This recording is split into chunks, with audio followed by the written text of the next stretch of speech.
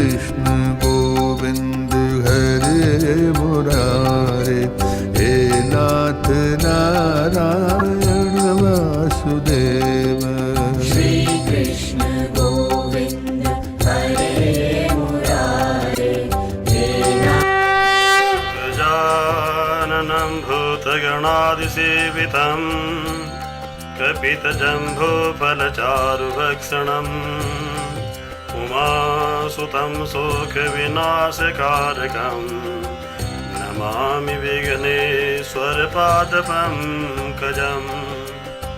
गुरुर्ब्रह्मा गुरुर्विष्णु गुरुर्देवो महेश्वरः, गुरुर्साक्षात् परमब्रह्म तस्मै श्री गुरुवे नमः।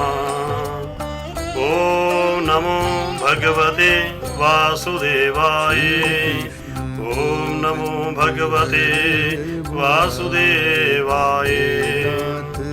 ओम ऐं वद्वद्भागवादिन्ये स्वाहा, ओम ऐं वद्वद्भागवादिन्ये स्वाहा। नमस्कार, जय श्री राम। सत्यम शिवम सुंदरम। सभी अपने साथियों एवं YouTube के द्वारा, सोशल मीडिया के द्वारा मेरे साथ जुड़े हुए देश विदेश, अपने हिंदुस्तान के साथी तो मुझे प्यार और आशीर्वाद दे रहे हैं, और विशेष करके दुबई, ऑस्ट्रेलिया, कनाडा, USA, संबंधी सिंगापुर जो साथी मेरे साथ जुड़े हैं, सभी का मैं सर्वप्रथम हार्दिक अभिनंदन करता हूँ, जो मुझे ये सब कुछ करने का सौभाग्य एवं मुझे प्रोत्साहित कर रहे हैं। सर्वप्रथम मैं अपने माता श्री के चरण कमलों में प्रणाम करता हूँ, जिन्होंने मुझे इस धरा पर लाने के लिए एवं मेरा पालन लालन करने के लिए अनेक अनेक कष्टों को सहा। अपने पूजनीय पिताश्री को नमन करता हूँ, जिनके आशीर्वाद से मैं आपकी सेवा में तत्पर होकर के आगे बढ़ रहा हूँ। उसके बाद सभी मेरे विप्र बंधु ब्राह्मण देवता, जिनके मार्गदर्शन से, गुरुजन के मार्गदर्शन से, आशीर्वाद से मुझे ये सब कुछ करने का सौभाग्य मिला। आज गुरु पूर्णिमा के पावन पर्व के उपलक्ष्य में एवं भगवान श्री सत्यनारायण जगत के आधार परम पिता परमात्मा, राधा रमण बाधा हरण, सृष्टि के नायक, सृष्टि के नियता को श्री चरण कमलों में बारंबार प्रणाम करते हुए प्रभु का सु आशीर्वाद लेकर के आगे बढ़ रहा हूँ। आज का प्रसंग हमारा रहेगा विशेष करके श्री सत्यनारायण भगवान की कथा। हमारे सनातन के अंतर्गत भगवान सत्यदेव की महिमा अपरंपार है। संपूर्ण भारत के अंतर्गत जो है सत्यदेव भगवान, सत्यनारायण भगवान की महिमा का गुणानुगान शुभ समय, मंगल समय में विवाह, शादी, शुभ अवसर, पूर्णमासी, संक्रांति एवं अन्य खुशी के समय में लिया जाता है। उन्हीं सत्यदेव भगवान को मैं बारंबार प्रणाम करता हूँ। त्वमेव माता च पिता त्वमेव, त्वमेव बंधु च सखा त्वमेव, त्वमेव विद्या द्रविणं त्वमेव, त्वमेव सर्वं मम देव देव। सनातन धर्म के अंतर्गत सत्यम शिवम सुंदरम, सत्यम परम धीमहि। सत्यदेव सत्यनारायण भगवान की कथा आप व्रत करते हैं, पूजन करते हैं और सत्यनारायण भगवान की कथा का श्रवण करते हैं। मैं आपको बताना जा रहा हूँ, ये कथा सुनने का तुम्हें अधम पुण्य मिलता है, कथा सुनाने वाले को मध्यम पुण्य, लेकिन कथा सुनने वाले को, इस प्रसंग को सुनने वाले को पूर्ण पुण्य की प्राप्ति होती है। इसी सनातन धर्म के अनुसार इस प्रसंग को हमारे ऋषियों को परम शिरोमणि व्यास, ब्रह्म के अवतार, विष्णु के अवतार व्यास जी ने हमारे 18 पुराणों के अंतर्गत कथाओं का वर्णन किया और 88,000 ऋषियों को इस कथाओं को सुनाया गया। सर्वप्रथम हम सत्यनारायण भगवान के पूजा की विधि सर्वप्रथम निवेदन करना चाहूंगा। आपने शौच स्नान से निवृत्त होकर के शुद्ध वस्त्र धारण कर लें। शुद्ध वस्त्रों को धारण करके, विशेष करके उसमें काले रंग के वस्त्र या नीले रंग के वस्त्र पूजा में उचित नहीं होते। और मातृशक्ति से, सभी माताओं से, बहनों से, बेटियों से विनती करना चाहूंगा कि जब कभी भी आप अरदास में बैठो, पूजन में बैठो, सत्संग में बैठो, कथा श्रवण करने के लिए बैठो, तो सर के ऊपर वस्त्र अवश्य लेना चाहिए। पुरुष भी सर के ऊपर वस्त्र धारण करें, अन्यथा अपने रिवाज या विधि या धर्म के अनुसार वाम कंधे के ऊपर आप उत्तरीय वस्त्र धारण करके भी सत्कर्म पुण्य कर्म को कर सकते हैं। तो सर्वप्रथम धौत वस्त्र, शुद्ध वस्त्र धारण करें, इसमें काले और नीले ना हो। पूजा की सामग्री जल, गंगा जल, फूल माला, तुलसी के पत्र, केले के फल, धूप ज्योति, लवंग तांबुल, पान पत्र, बिल्व पत्र या तुलसी पत्र, केले के पत्र या पुष्पमाला के द्वारा भगवान की दिव्य मूर्ति का श्रृंगार करके, पूजन करके, दिव्य आसन के ऊपर स्थापित करके जल का पात्र एक स्थापित करें। जल पात्र के ऊपर स्वस्तिक बना करके बीच में अक्षतः पुष्प, चावल, द्रव्य डाल करके पात्र को ढक दीजिए या उसके ऊपर नारियल रख करके स्थापित करके संकल्प करें कि परमपिता परमात्मा, मैं पूर्णमासी का, पूर्णिमा का, सत्यनारायण भगवान का व्रत कर रही हूँ और चंद्रमा के उदय होने पर अर्घ देने के बाद ही मैं आज के व्रत को आपका आशीर्वाद लेकर के व्रत को पूर्ण करके व्रत को खोलूंगा या खोलूंगी। नैवेद्य गेहूं के आटे का चूर्ण का भोग विशेष करके तुलसी दल डाल करके अर्पण करें। पंचामृत, गाय का दूध, गाय का दही, गौ घृत एवं शहद और शर्करा, इन 5 वस्तुओं से पंचामृत बना करके परमात्मा का स्नान करा करके वो चरणामृत तैयार कर लें।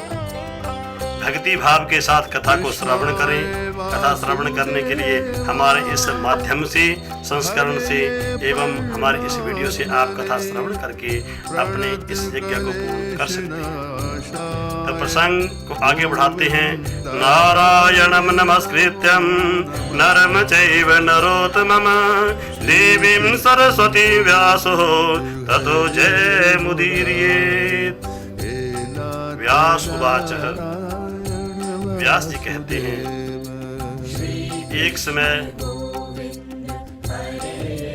प्राचीन समय की बात है, तीर्थराज नैमिषारण्य में, हमारे भारतवर्ष में अनेकानेक तीर्थ स्थल हैं। इसमें सर्वोत्तम सर्वसिद्ध नैमिषारण्य का जो तीर्थ है, नैमिषारण्य तीर्थ में सनक, सनंदन, सौनक इत्यादि 88,000 ऋषियों ने ही संत शिरोमणि वेद शास्त्रों के ज्ञाता एवं सूत सुख स्वामी के परम शिष्य सूत जी के सिर चरण कमलों में नतमस्तक होकर निवेदन करते हैं कि कलियुग के जीवों का उद्धार करने के लिए, उनके पाप रूपी बीज से बचने के लिए एवं कलियुग में त्राही त्रासदी से बचने के लिए कोई उपचार, कोई उपाय, कोई महात्म्य, कोई पूजा, कोई साधारणतः ऐसा पूजन यज्ञ हो, आप हमें श्रवण कराइए जिससे कलियुग के जीवों का कल्याण हो सके। बोले गणपति भगवान की जय हो, श्री सत्यनारायण भगवान की जय हो। संतों के इन वचनों को सुन के संत शिरोमणि सूत महाराज जी ने अपने गुरु जी का ध्यान किया। परम पूजनीय गुरु चरण कमलों में नतमस्तक होकर गुरु के चरण कमलों का आशीर्वाद लेके चरणामृत लेकर के कथा का प्रारंभ करते हैं। ऋषियों ध्यान से सुनो, आपके ऊपर परमात्मा की अपार कृपा है, आपके ऊपर परमात्मा की ही दिव्य कृपा है, जो आप सतमार्ग के द्वारा, सत्कर्म के द्वारा, हरि कर्मों के द्वारा, आपके श्रवण रंधर हरि कथा अमृत पान की इच्छा से उन्मुक्त होकर के, विरक्त होकर के परमात्मा के श्री चरण कमलों में लगे हुए हैं।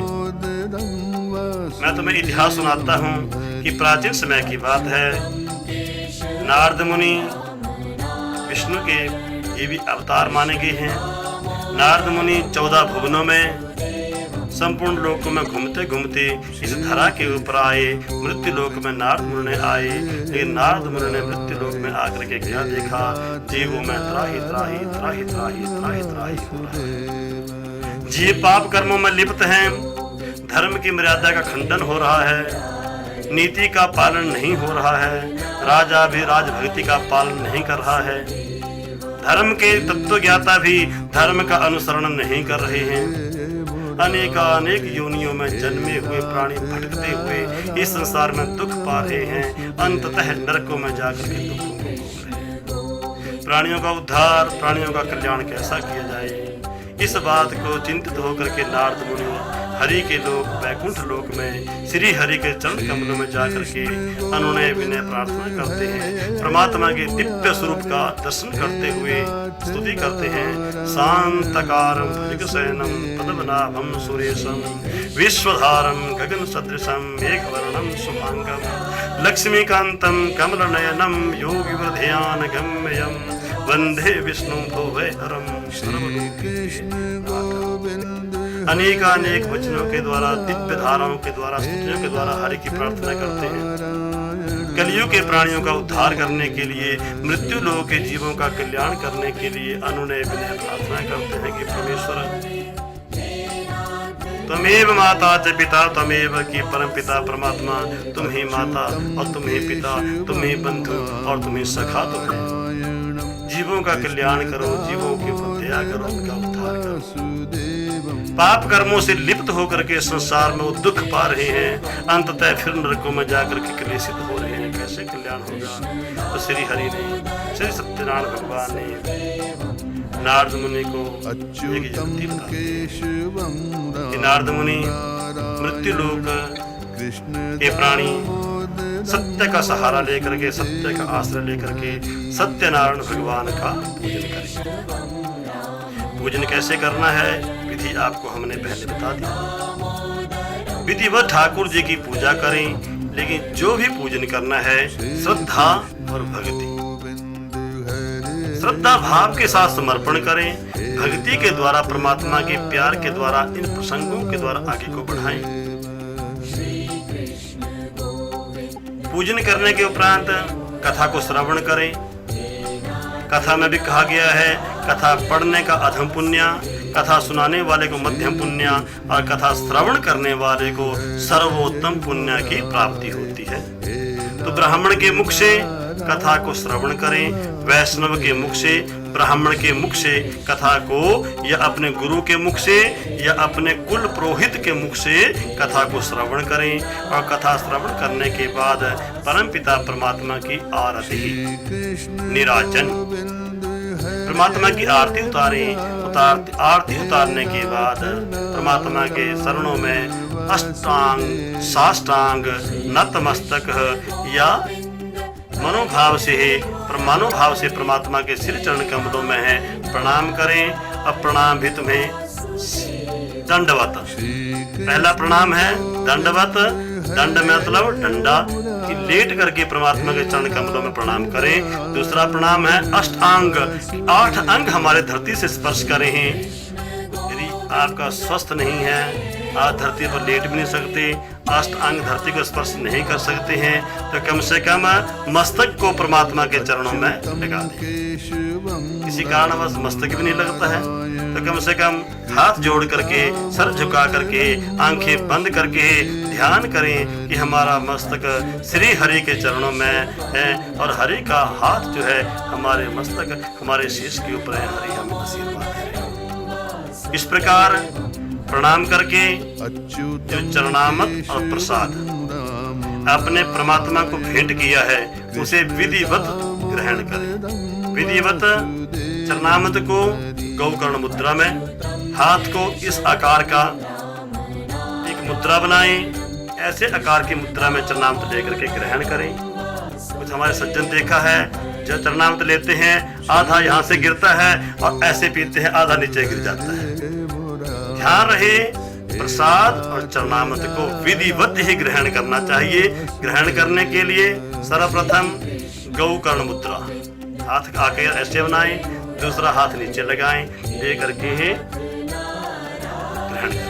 अब प्रसाद को भी इसी मुद्रा में ग्रहण करके, धारण करके, ग्रहण करके उसके बाद परमात्मा के श्री चरण कमलों में आशीर्वाद लेकर के यथाशक्ति दान और दक्षिणा, हरि नाम संकीर्तन। ऐसा नहीं कथा सुन ली, प्रसाद हो गया और उसके बाद आपने निंदा, चर्चा, चुगली और दूसरों की बातें शुरू कर दी। नहीं, सत्संग के बाद, शुभ कर्म के बाद सत्संग और हरि नाम की चर्चा ही आपका उद्देश्य होना चाहिए। क्योंकि निंदक नियरे राखिए आंगन कुटी छुआए।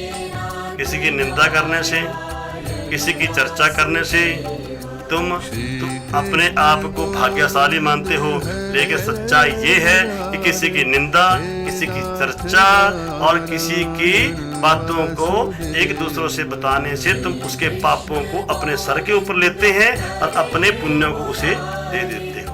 इसलिए विनती है, किसी की चर्चा, किसी की निंदा बिल्कुल ना करें। चर्चा करनी है हरि नाम की, वाणी से सत्संग करना है, हरि नाम का गुणगान। और आज तो गुरु पूर्णिमा भी है, पूर्णिमा का व्रत भी है, तो आज आपने सत्संग के द्वारा, नाम के माध्यम के द्वारा अपने जीवन के इस अनमोल समय में कथा को श्रवण करके अपना उद्धार, अपने परिवार का उद्धार और अपने कारोबार में बढ़ोतरी और बच्चों के लिए सुमति, संपत्ति और संतति का आशीर्वाद लेकर के अपने आप को धन्य बनाना है। इसी के साथ सत्यनारायण भगवान का प्रथम अध्याय संपूर्ण हो रहा है। आगे के अध्याय हम आज के प्रसंग में सिर्फ सारांश में बताएंगे। कृपया ध्यान से सुनिए। श्री कृष्ण गोविंद हरे मुरारे, हे नाथ नारायण वासुदेव। श्री कृष्ण गोविंद हरे मुरारे, हे नाथ। श्री कृष्ण गोविंद हरे मुरारे, हे नाथ नारायण वासुदेव। श्री कृष्ण गोविंद हरे मुरारे, हे नाथ नारायण वासुदेव। जय श्री राम। ओम नमो भगवते वासुदेवाय। श्रीमन नारायण नारायण नारायण। सभी साथियों से निवेदन है कि आगे की कथा को ध्यान से सुने। श्री सत्यनारायण व्रत कथा के अंतर्गत 5 अध्याय, 5 भाग कथा के हैं। सर्वप्रथम कथा का महात्म्य, कथा की विधि और कथा के नियम साधारण में आपको सुनाए। तो किसने कथा करी, कहाँ करी, 5 महात्म्य, 5 प्रसंग, 5 अध्यायों में क्या क्या वर्णित है, आज हम सारांश में ही उसका व्याख्यान करेंगे। अगले संस्करण तक आप इंतजार कीजिए। सर्वप्रथम द्वितीय अध्याय में प्रसंग आता है कि काशीपुरी नगरी में एक सतानंद नामक निर्धन ब्राह्मण हुआ करते थे। ब्राह्मण सत्यवादी थे, धर्मनिष्ठ थे, सत्संगी।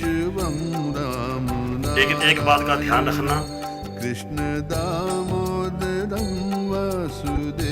इस मनुष्य के तन में जो हमें अवसर, लाभ या जो कुछ प्राप्त हुआ है, इसमें आपके जन्म जन्मों का पुण्य भी आपका साथ देता है। सुमति, संपत्ति और संतति, आपकी संतान, आपका कारोबार, आपका परिवार पूर्व जन्म के कर्मों के ऊपर भी आधारित होता है और आपकी तरक्की, आपका मान, आपका यश, आपका आचरण इस जन्म के कर्मों के ऊपर भी आधारित होता है। संत कहते हैं जैसा अन्न वैसा मन। जैसा तुम अन्न ग्रहण करोगे, मादक पदार्थ, तामसिक भोजन, अभोज्य का भोजन करोगे, तो घर में शांति हो, संतोष हो, बरकत हो ही नहीं सकता। आप सदाचार, विवेक, आदर भाव, सम्मान, बड़ों का सम्मान, बड़ों का स्वागत, बड़ों की इज्जत, पितरों का पूजन, देवताओं की आराधना करोगे तो घर में हरि नारायण, लक्ष्मी सहित विष्णु भगवान, राधा रानी सहित मेरे मुकुंद वल्लभ निवास करेंगे। तो ब्राह्मण निर्धन थे, उनके पूर्व जन्म के कुछ कर्म ऐसे हो गए, लेकिन सत्यावादी थे, सत्कर्म करने वाले थे। वृद्ध अवस्था पर आ जाने पर चिंतित होकर के, व्याकुल होकर के दुखित हो रहे थे। सारांश में बताऊंगा, उन्होंने श्री हरि श्री नारायण ब्राह्मण के रूप में आकर के पूजा के विधान के बारे में, पूजा के योग नियम के बारे में ब्राह्मण को बताते हैं। और ब्राह्मण सतानंद सत्यदेव भगवान की कथा, पूजन है और उनकी आराधना करके इस जन्म में सुखों को भोग करके ही अगले जन्म में सुदामा के रूप में अवतरित होते हैं। भगवान श्री हरि राधा वल्लभ का संग पा करके वैकुंठ को चले जाते हैं। बोले सत्यनारायण भगवान की जय। अगला प्रसंग आता है एक लकड़हारे का। लकड़हारा भी बहुत गरीब था, निर्धन था, लकड़ी काट करके बेचने के लिए जा रहा था। ब्राह्मण के घर में जलपान के लिए प्रवेश करता है, कथा के प्रसंग के बारे में जानता है। श्रद्धा, भक्ति और भाव के द्वारा परमात्मा के श्री चरण कमल में समर्पण करके, लकड़ियों का विक्रय करके, पूजा की सामग्री इकट्ठी करके पूजन करता है, व्रत करता है। और लकड़हारा भी इस जन्म में हरि की कृपा से सुखों को भोग करके ही अगले जन्म में है भीलों के राजा गुहिया राज्य बन करके राम जी की सेवा करके वैकुंठ को चले जाते हैं। बोली सत्यनारायण भगवान की जय हो। अगला प्रसंग आता है एक कनकपुर नगरी में। कनकपुर राष्ट्र में उनका मुख नाम के राजा हुए, जो प्रजा का पुत्रवत नीति व्रत पालन करते थे, लेकिन पूर्व जन्म के कर्मों के संयोग से घर में संतान नहीं थी। सारांश में राजा ने संतान प्राप्ति के लिए भद्रशिला नदी के तट पर यज्ञ को किया और हरि कृपा से उनके घर में संतान हुई। इस जन्म में राजा उनका मुख ने धर्म का अनुसरण करते हुए सुखों को भोगा। अगले जन्म में वो राजा दशरथ जी हुए। स्वयं श्री हरि राम के रूप में अवतरित होकर के राजा को वैकुंठ प्रदान किया। लेकिन जब राजा भद्रशिला नदी के तट पर पुत्र प्राप्ति की पूर्णता के पुण्य को प्राप्त करके जब यज्ञ कर रहे थे, तो तब उनकी भेंट एक व्यापारी साधु नामक वैश्य से हुई। साधु वैश्य के घर में भी संतान नहीं थी। पूजा के बारे में, महात्म्य के बारे में, सत्यदेव की महिमा के बारे में जान करके अपनी पत्नी लीलावती के साथ विचार विमर्श करने के बाद संकल्प लिया, आराधना की कि जब हमारे घर में संतान होगी, हरि की कृपा होगी, तब हम हरि का व्रत पूजन करेंगे। लेकिन आलस्य से, दुर्भाग्य से व्यापारी ने पूजन नहीं किया। हरि कृपा से संतान हुई, पूजन नहीं किया। उन्होंने इस संसार में बहुत दुखों को भोगा। अंततः परमात्मा के श्री चरण कमलों में वो नतमस्तक होकर के पूजन पूर्ण करके सत्यनारायण का व्रत किया। और जिस प्रकार उन्होंने परमात्मा के पूजन में, परमात्मा की कथा में, सत्यदेव की कथा पूर्ण करने के लिए बारंबार आलस्य एवं विरोध एवं विलंब करते रहे, उसके फल स्वरूप उन्हें अगले जन्म में राजा मूर्धज के रूप में अवतरित हुए। लेकिन अपने इकलौते पुत्र को आरे से काट करके 2 हिस्से करके ऐसा मनोभाव से बलिदान देना पड़ा था। इसलिए निवेदन है, कभी भी हमारे शास्त्रों की, हमारे सनातन की, परमात्मा की महिमा की, हमारे शास्त्रों की ही आप नीति के अनुसार कभी भी उनका अपमान ना करें, धर्म का खंडन ना करें, धर्म का मंडन ना करें। व्यापारी ने कार्य सिद्धि के बाद विलंब किया, अगले जन्म में उन्हें इतना बड़ा बलिदान देना पड़ा, पुत्र को आरे से चीर करके हरि के चरणों में निवेदित करना पड़ा। हरि प्रसन्न हुए और उन्हें वैकुंठ प्रदान किया। पंचम भाव में पंचम अध्याय में प्रसंग आता है कि कौशलपुर के एक राजा तुंगध्वज नाम के राजा थे, जो सर्व संपन्न थे। एक समय शिकार खेलने के लिए वन में गए हुए थे।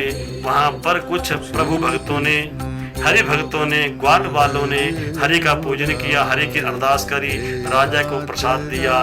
लेकिन राजा ने अभिमानवश प्रसाद का परित्याग कर दिया, अपमान कर दिया। राजा के घर परिवार, राज दरबार सब नष्ट हो गए। अंततः राजा का मार्गदर्शन हुआ, विचार किया कि मैंने जो पाप किया है उसके फल स्वरूप मेरा आज सब कुछ नष्ट हो गया। अंततः राजा ग्वाल वालों, हरि भक्तों के साथ सानिध्य में जाकर के सत्यदेव भगवान की आराधना करी और इस जन्म में सुखों को भोग करके अगले जन्म में वो स्वयंभू मनु जी हुए। इस प्रकार हमारे सनातन ब्रह्म विवर्त पुराण एवं हमारे धर्म शास्त्रों के अनुसार सत्यदेव भगवान की आराधना का छोटा सा प्रयास आपसे निवेदन है कि अपने घर में महीने में एक बार पूर्णिमा को, जिस दिन चंद्रमा उदय काल में दिखे, उस दिन सत्यनारायण भगवान का व्रत करके कथा को श्रवण करें।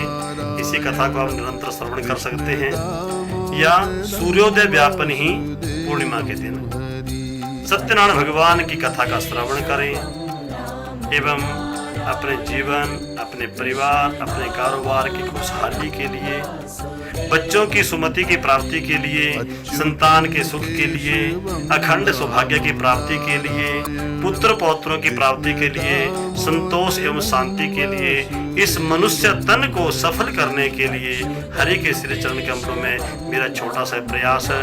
और आप कृपया मेरे से जुड़े हैं, निवेदन करना चाहूँगा आप इस प्रसंग को या इन महात्म्य को कृपया शुरू से लेकर के अंत तक अवश्य श्रवण करें, क्योंकि जिस प्रकार हम सत्संग में, कथा में या प्रेयर में या अरदास में विलंब कर देते हैं तो सिद्धि स्वतः हमारे से दूर चली जाती है। इसलिए निवेदन, इसे नियम अनुसार श्रवण करें, पूर्ण करें।